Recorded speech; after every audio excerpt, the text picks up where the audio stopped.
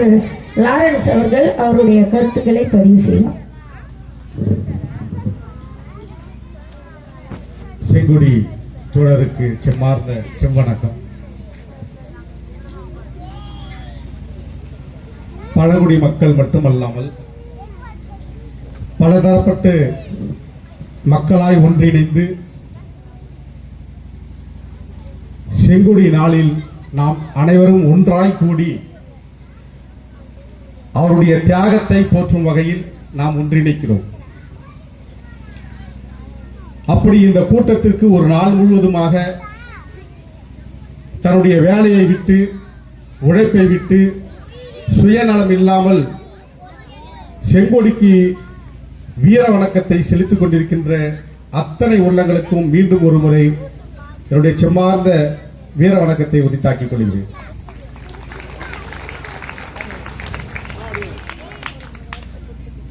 செங்கொடியினுடைய நினைவு நாள் இன்றைக்கு பல அரசியல் கட்சிகளால் பலவிதமாக பேசப்பட்டு வருகிறது என்பதை நாம் முதல்ல உணரணும். செங்கொடியை சொந்தம் கொண்டாடுவதற்கு இன்றைக்கு அரசியலில் பலவிதமான பேச்சுக்கள் இன்றைக்கு வந்து கொண்டிருக்கிறது. இங்க வந்திருக்கிற மக்கள் செங்கொடி எங்க வாழ்ந்தாங்க, எங்க இருந்தாங்க, அவருடைய வளர்ப்பு என்ன, அவருடைய கல்வி என்ன, பெற்றோர்கள் யார், எங்க இருக்கிறாங்க, இது எல்லாம் இது அனைத்துக்கும் சொந்தக்காரர் மக்கள் மன்றம் தான்.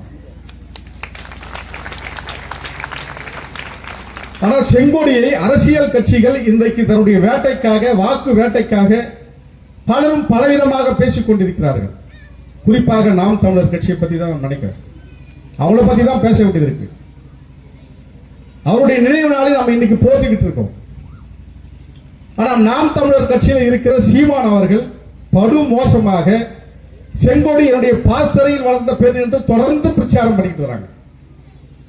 செங்கொடியுடைய உருவம் தெரியாது, செங்கொடி எங்க வளர்ந்தாங்கன்னு தெரியாது, எங்க படிச்சாங்கன்னு தெரியாது. ஆனா செங்கொடி என்னுடைய பாசறையில் வளர்ந்த பெண், நாம் தமிழர் கட்சிக்கும் செங்கொடிக்கும் ஒரு இணக்கம் இருக்கிறது என்று ஒரு வாரத்திற்குள் அவங்க போட்ட பொதுக்கூட்டத்திலும் சரி, போன ஆண்டும் சரி, அதுக்கு முன்னாடியும் சரி, தொடர்ந்து இப்படிப்பட்ட பிரச்சாரத்தை நாம் தமிழர் கட்சி செங்கொடியை கைப்பற்றுவதற்கான முயற்சியை எடுத்துக்கொண்டிருக்கிறார் சொன்னால் கம்யூனிஸ்ட் கட்சியின் சார்பாக மிக வன்மையான கண்டனத்தை நாம் தமிழர் கட்சிக்கு கம்யூனிஸ்ட் கட்சியின் சார்பாக கண்டனத்தை தெரிவித்துக் கொள்கிறேன். செங்கொடியை யாருக்காகவும் எதுக்காகவும் விட்டுக் கொடுக்க முடியாது. செங்கொடியுடைய வீர தியாகம் இந்தியா முழுவதும் பேசப்படுவது மட்டுமல்லாமல் உலகெங்கும் பேசப்படுகிறது. உலகெங்கும் பேசப்படுதுன்னு சொன்னா மக்கள் மன்றத்தை பத்தி உலகெங்கும் பேசிக்கிட்டு இருக்கிறாங்கன்றது அர்த்தம். ஒரு தோழர் இங்க வரும்போது சொன்னார், மக்கள் மன்றம் எங்களுக்கு எங்க இருக்குதுன்னு தெரியாது, எனவே எனக்கு வழி எங்க இருக்குதுன்னு தெரியாது, எனவே ஒரு ஆட்டோக்காரரை பிடிச்சி வழி மக்கள் மன்றத்துக்கு போகணும், வழி தெரியுமான்னு கேட்ட உடனே செங்கொடியூரான்னு கேட்டாங்க. அப்போ செங்கொடியூர்னு சொன்னா மக்கள் மன்றத்தை பத்தினுடைய அறிமுகமும் அவருடைய மரியாதையும் அவருடைய நேர்மையும் ஒழுக்கமும் ஒவ்வொரு ஆட்டோவினுடைய ஓட்டுநருக்கும் தெரிஞ்சிருக்குது. எனவே இந்த செங்கொடியுடைய நினைவு நாளை போற்றுவதற்குரிய விஷயம் இந்த செங்கொடியூர்ல இங்க இருக்கிற மக்கள் மன்றத்தினுடைய பாராட்டுதலை உண்மையாவே நான் அங்கதான் உணர்ந்தேன். ஏதோ மக்கள் மன்றம் சொல்றாங்கன்ற மட்டும் தான் நினைச்சுக்கிட்டு இருந்தேன். ஆனா பஸ் ஸ்டாண்ட்ல இறங்கி மக்கள் மன்றம் சொன்னா காஞ்சிபுரம் முழுவதும் இருக்கிற அத்தனை பேருக்கு மக்கள் மன்றத்தை பத்தி தெரியும் அப்படின்னு சொன்னார். ஆக இங்க வந்திருக்கிற மக்கள் அவருடைய நிகழ்வுகள் ரெண்டு விஷயம். ஒன்னு, மகாபலிபுரத்துல மகத்துக்கு ஒரு வாரத்துக்கு முன்னாடியே கிளம்பி போறக்கூடிய தன்னுடைய நிகழ்வாக, தன்னுடைய நிகழ்ச்சியாக, தன்னுடைய விழாவாக ஏற்றுக்கொண்டு மூட்டை முடிச்செல்லாம் கட்டிக்கிட்டு குடும்பத்தோட அங்க போய் தங்கி அங்க போய் பாட்டு பாடி அழகு பார்த்து அவருடைய மகத்தை கடற்கரையில குளிச்சுட்டு அவருடைய ஒட்டுமொத்த கவலைகளையும் தீர்த்துட்டு வரக்கூடிய விழாவாக இருக்கும். ஆனா அதே மாதிரி செங்கொடியுடைய நினைவு நாளை போற்றும் வகையில இது மகத்தை விட மகத்தான திருவிழா, இது மகத்தான நினைவு நாள் இது. எனவே இந்த போற்றுதற்குரிய நினைவு நாளில் செங்கொடியை நாம பின்பற்ற வேண்டிய கடமை இருக்கிறது. இங்க ஆயிரக்கணக்கான காலையிலிருந்து செங்கொடிக்கு வீரவனத்தை செலுத்திக் கொண்டிருக்கிற இந்த மக்களை உண்மையாக பாராட்ட வேண்டியது இருக்கு. மக்கள் மன்றம் இது செங்கொடிக்கு மட்டுமல்ல, மக்கள் மன்றத்துக்கு கதவு கிடையாது, வாசகால் கிடையாது, பூட்டு கிடையாது, எதுவுமே கிடையாது. நீங்க கலெக்டர் ஆபீஸ் போனீங்கன்னு சொன்னா 24 மணி நேரமும் மக்களை பத்தி சிந்திக்க வேண்டிய மாவட்ட ஆட்சியர் அலுவலகம், அதுக்கு பூட்டு இருக்கும், ஆசிரியர் இருக்கும், நேர காலம் இருக்கும். நீங்க சொல்லுங்க, மக்கள் மன்றத்துக்கு நேரம் காலம் இருக்கா? மக்கள் மன்றத்துக்கு இது இரவு பகல்ங்கிறது இதெல்லாம் இருக்கா? இந்த நேரத்தில் மக்கள் மன்றத்தை பார்க்க போனோம்னு சொன்னா வீடு பூட்டிட்டு இருக்கோம், எனவே காலையில போலாம், நம்ம பிரச்சனையை அணுகலாம், காலையில போனா தான் சொல்ல முடியும் அப்படிங்கிற நிலைமை எதனா இருக்கா? எந்த நேரம் போனாலும் எந்த நேரம் வந்து போன போட்டாலும் தோழர்கள் போன் எடுத்து பேசுவாங்க, நம்முடைய குறைகளை கேட்பாங்க.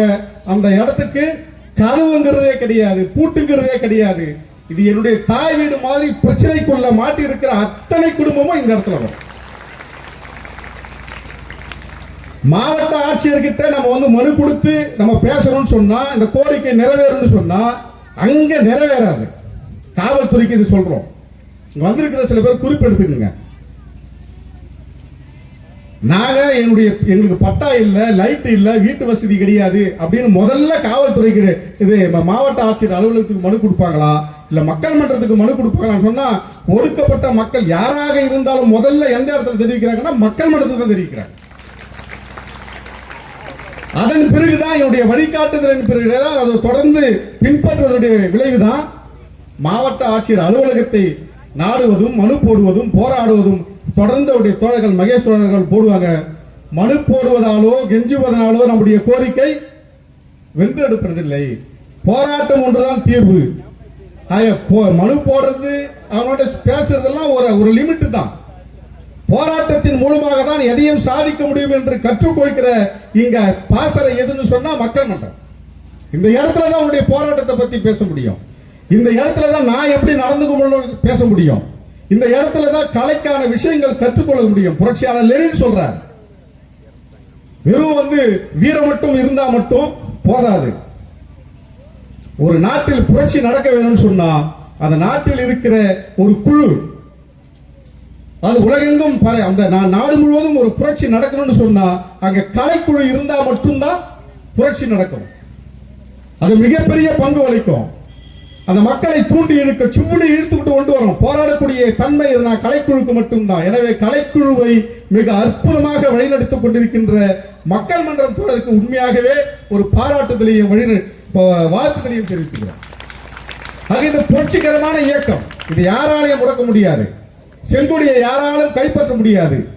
மக்கள் மன்றத்துடைய கடைசி ஒரு துளி உயிர் இருக்கிற வரைக்கும் செங்கொடியும் மக்கள் மன்றத்தை யாராலையும் அசைக்க முடியாதுங்கிறத இந்த நேரத்தில் நான் தெரிவித்துக் கொள்கிறேன்.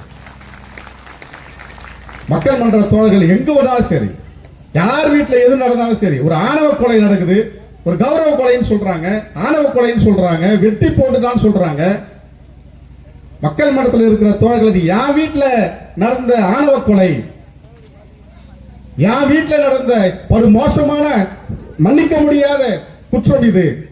ஆக எங்களுக்கு ஏற்பட்ட இந்த அநீதி, எங்களுக்கு ஏற்பட்ட அநீதினு சொல்லி ஒவ்வொரு நாளும் இந்த தோழர்கள் ஒரு மரணம் சொன்னா இது எங்க வீட்டில் நடக்கிற மரணம், இது எங்க வீட்டில் நடக்கிற மரணத்துக்கு நீதி வேண்டும் சொல்லி ஒவ்வொரு நாளும் போராடக்கூடிய தோழர் மகேஷ் தோழரும் ஜெசி தோழரும் எந்த நேரத்தில் போன் போட்டாலும் போய் நிற்பாங்க. ஆயிரக்கணக்கான மரணங்கள் நடக்குது. ஒரு நாள் விட்டு ஒரு நாள் வந்து மரண செய்தி வந்துகிட்டே இருக்கும்.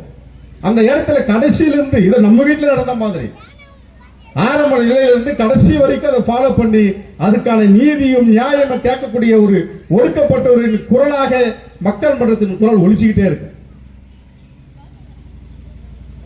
ஆக இது எல்லாம் பார்க்கிற, இதையெல்லாம் சிந்திக்கிற ஒரு பக்கம் இரு பெண் தோழர்கள் மக்கள் மன்றத்தை ஆளுமையோடு வழிநடத்துகிற இந்த இயக்கத்தை எப்படியாவது வேற எதையாவது திசை திருப்ப முடியுமாங்கிறது தான் பல்வேறு இயக்கங்கள் அது புரிஞ்சுக்கிட்டே இருக்கு. எந்த கும்பலாலும் இந்த மக்கள் மன்றத்தை வேற வேற திசையில கொண்டு போக முடியாது, யாரால முடியாது. ஒரே நாள்ல 12 வீடுகளை கட்டினும் முடிக்கிறோம். 12 வீடுகளை கட்டி முடிச்சுன்னு சொல்லி ஒரு அரை மணி நேரத்தில் பேசுறோம். பாஜகவுடைய பிரச்சனைகளை பார்த்தீங்கன்னு சொன்னா இன்னைக்கு மோடி செய்யக்கூடிய வேலை ஒவ்வொரு நாளும் ஒவ்வொரு மணி நேரத்துக்கு நம்ம போராடிக்கிட்டே இருக்கணும். பழங்குடி மக்களுக்கு கல்வி கிடையாது, குலக்கல்வி படிக்கின்றான், குலத்தொழில் செய்கின்றான், ஸ்காலர்ஷிப் கிடையாது. ஆக எல்லா வகையிலையும் நமக்கு வந்து அடித்தட்டு மக்கள் இருந்து நீங்க பாத்தீங்கன்னா ரேஷன் கடை உங்களுக்கு எல்லாரும் எங்க போனாலும் நீங்க ரேஷன் வாங்கலான்றான். ரேஷன் கார்டு வாங்குறதுல சிரமம், சாதி சான்றிதழ் வாங்குறதுல சிரமம், கல்வி பயில்றதுல சிரமம். ஆக எல்லா வகையிலும் நமக்கு சிரமம் இருக்கு. ஆக இந்த சிரமம் எல்லாம் கொடுக்கிறது எதுன்னு சொன்னா தோழர்கள் பாட்டு பாடின மாதிரி இந்து மனு தர்மத்தால் நமக்கு எல்லா விதமான குற்றங்களும் எல்லா விதமான துயரங்களும் நமக்கு நடக்குது. இந்து மக்களுடைய துயரங்கள் அனைத்தும் மக்கள் மன்றத்தின் துயரமாக கருதிதான் தோழர்கள் தொடர்ந்து 24 மணி நேரமும் அதற்கான போராட்டங்களும் அதற்கான மனுக்களும் அதற்கான செயல்பாடுகளும் அவருடைய இயங்கிக் கொண்டிருக்கிறது மக்கள் மன்றம். தோழர் ஜெசி தோழர்களும் மகேஷ் தோழர்களும் தொடர்ந்து இதுதான் வேலை. நடுராத்திரி 12 மணிக்கு ஒரு போராட்டம். இந்த சுற்று வட்டாரத்தில் இருக்கிற பொதுமக்கள் யாராலையும் தூங்க முடியல. ஒரு கோழி தீவனம்ங்கிற பேர்ல, கோழி தீவனம் தயாரிக்கிறங்கிற பேர்ல வந்து என்ன பண்றான்னு சொன்னா எங்க மாடு செத்து போனாலும் எங்க நாய் செத்து போனாலும் அதை கொண்டு போய் அரைச்சி அது ஒரு பெரிய துர்நாற்றம். அம்பியிலிருந்து சிறுகாவரி பக்கத்துல கலெக்டர் ஆபீஸ் வரைக்கும் வருது. கலெக்டர் ஆபீஸுக்கு இந்த நாத்தம் இங்கிருந்து தான் வந்ததுன்னு சொல்லி இந்த கம்பெனிலிருந்து வரக்கூடிய இந்த துர்நாற்றம்னு சொன்ன பிறகுதான் மாவட்ட ஆட்சியருக்கே புரியுது. அப்ப மாவட்ட ஆட்சியரே விழிப்பா இருக்கணும்னு சொன்னா மக்கள் மன்றம் தேவைப்படும்.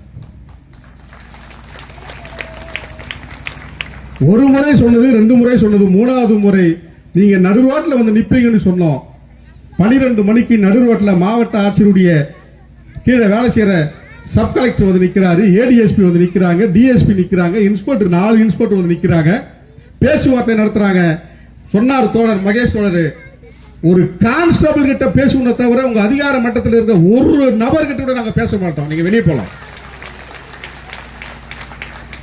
அவன் உழைப்பாளி, அவனுக்கு தெரியும், அவன்கிட்ட நாங்க பேசுவோம். உங்ககிட்ட பேசுறதுக்கு எங்களுக்கு எந்த விதமான ரைட்ஸும் கிடையாது. ஏன்னா நீ முதலாளிகளுக்கு சப்போர்ட் பண்ற கூலியால், எனவே உங்ககிட்ட நாங்க பேச முடியாது. நீ கிளம்பு. நீ எங்க கிட்ட பேசணும்னு சொன்னா அந்த கம்பெனிக்கு போய் சீல் வச்சுட்டு நீ வந்து பேசு. தோழர்களே, அரை மணி நேரத்தில் அந்த கம்பெனியை சீலை வச்சு நாங்க சீலை வச்சுட்டோன்னு சொன்ன பிரகாஷ் ஃபுட்ஸ் கம்பெனி இதோ இந்த இடத்துல இருக்கு, ஆரிபெரும் பக்கத்தில். இதுக்கெல்லாம் சொந்தக்காரர் யாருன்னு சொன்னா மக்கள் மன்றம். தோழர்களே, தலைவர்கள்லாம் வந்திருக்கிறாங்க, அவர்களுக்கு வழிவிட்டு தோழர்கள் பேசுவதற்கு, கலை நிகழ்ச்சிகள் நடத்துவதற்கு நிறைய நேரம் தேவைப்படுகிறது. எனவே வாய்ப்புக்கு நன்றி கூறி செம்மார்ந்த வீர வணக்கத்தையும் பாராட்டுதலையும் செலுத்தி மீண்டும் ஒரு முறை செங்கொடிக்கு செவ்வணக்கத்தை செலுத்தி விடைபெறுகிறேன். நன்றி, வணக்கம்.